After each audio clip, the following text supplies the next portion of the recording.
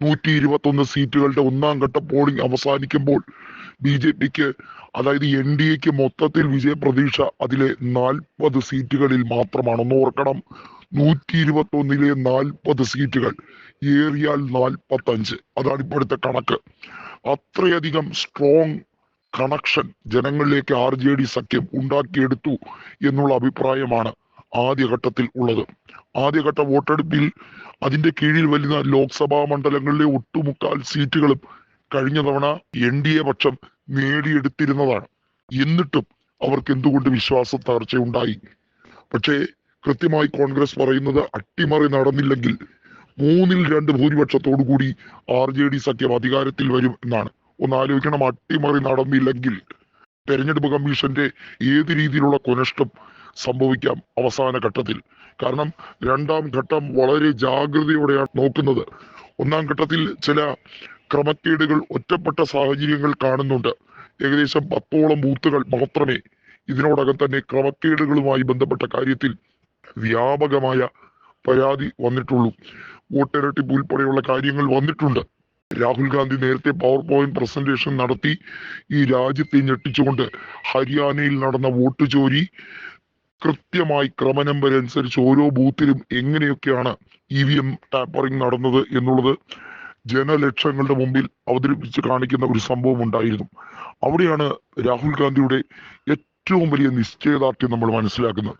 ആ മനുഷ്യൻ ഒറ്റയ്ക്ക് നിന്ന് പോരാടുന്നത് പോലെ ചില ഘട്ടങ്ങളിൽ നമുക്ക് ഫീൽ ചെയ്യും. കാരണം അദ്ദേഹത്തിന്റെ ബാക്കിൽ, അല്ലെങ്കിൽ അദ്ദേഹത്തിനോടൊപ്പം പലരും ഇല്ലാത്ത പോലെ തോന്നുന്ന ഒരു സാഹചര്യമുണ്ട്.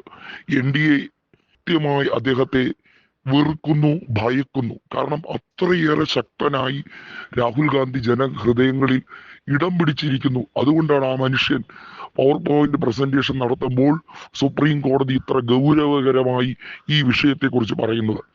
ബീഹാറിലെ തെരഞ്ഞെടുപ്പുമായി ബന്ധപ്പെട്ട കാര്യത്തിലും നിരവധി കേസുകൾ സുപ്രീം കോടതിയിൽ ഇപ്പോഴും നിലനിൽക്കുകയാണ്. ആ വിഷയങ്ങളിലൊക്കെ സുപ്രീം കോടതിക്ക് വിധി പറയാൻ പോലും കഴിയാത്ത അവസ്ഥ, അങ്ങനത്തെ ഒരു അവസ്ഥ ഈ രാജ്യത്തെ പാർലമെന്റ് സൃഷ്ടിച്ചിരിക്കുകയാണ്. ഒന്ന് ആലോചിക്കണം, കസ്റ്റോഡിയൻ ഓഫ് ദി കോൺസ്റ്റിറ്റ്യൂഷൻ ആണ് സുപ്രീം കോടതി. സുപ്രീം കോടതിയുടെ അധികാര പരിധികളെ വെട്ടിച്ചുരുക്കാൻ പാർലമെന്റ് വളരെയധികം ആവേശത്തോടെ ശ്രമിക്കുന്നു. ജനങ്ങളുടെ നെഞ്ചിൽ കഠാര കയറ്റുന്നതിന് തുല്യമാകുന്ന നിയമത്തെ, ഭരണഘടനയെ മുഴുവൻ ലംഘിക്കുന്ന പ്രവണത, ഇതിനെ എന്ത് ജനാധിപത്യമെന്ന് വിളിച്ചു പറയാൻ കഴിയുമെന്നാണ് രാഹുൽ ഗാന്ധി വീണ്ടും വീണ്ടും ചോദിക്കുന്നത്. നോക്കൂ, ബീഹാറിൽ ഒരു ഭരണമാറ്റം ഉണ്ടായാൽ NDA തകരും. NDAയുടെ മൂലക്കല്ല് ഇളകുന്ന സാഹചര്യം ഉണ്ടാകും.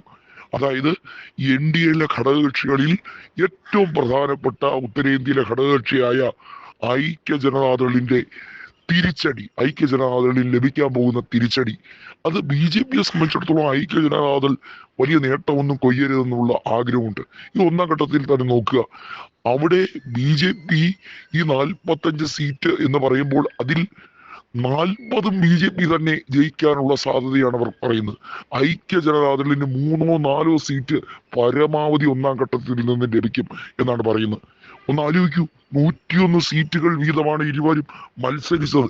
അതിൽ BJP പറയുന്നു അവർ മത്സരിച്ച 121 ഏകദേശം 75ഓളം സീറ്റുകളിൽ 40 അവർ നേടിയെടുക്കും എന്ന് പറഞ്ഞാൽ പകുതിയിൽ കൂടുതൽ സീറ്റ് അവർ നേടിയെടുക്കും. പക്ഷെ ഐക്യ ജനതാദൾ മത്സരിച്ച സീറ്റുകളിൽ ഭൂരിഭാഗവും 8 നില പൊട്ടും എന്ന ഒരു സ്ട്രാറ്റജിയിലേക്ക് കാര്യങ്ങൾ എത്തുകയാണ്.